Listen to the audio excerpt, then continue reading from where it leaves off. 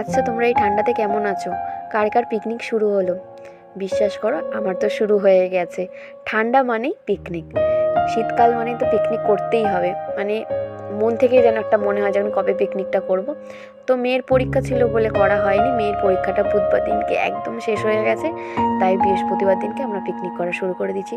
তো বাইরের কেউ না, বন্ধু বান্ধব নয়, এটা হচ্ছে বাড়ির সবাই মিলে করেছিলাম। সবাই বলতেই মামা বাড়ি আর মাসির বাড়ি আর আমরা মিলে। তো ছোট্ট করে পিকনিকটা করা হয়েছে, জানো তো।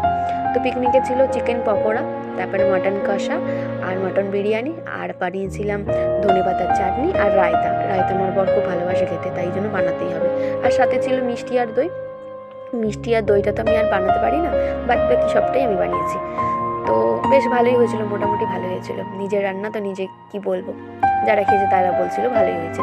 যাই হোক, আমার বর আর আমার দেওররা কাজে গেছিলো, তো ওরা বলেছিল আমরা যখন আসবো তখন পকোড়াটা করার জন্য। গরম গরম এই ঠান্ডার মধ্যে পকোড়া খেতেই ভালো লাগে বলো। তাই জন্য ওরা যে কাজ থেকে আসলো, আমি পকোড়াটা ওদেরকে ভেজে দিলাম, তারপরে ওদেরকে দিয়ে আমিও কটা খেয়ে গল্প করতে করে তারপরে আমি এদিকে আসলাম, কারণ রাত্রি হচ্ছে, ঠান্ডাকাল। তো মটনটা কষিয়ে নিয়ে এদিকে বিরিয়ানিটা দমে দিয়ে দেবো। সব কিছু আয়োজন করে নিয়ে বসে গেছি। তো হয়ে গেছিলো।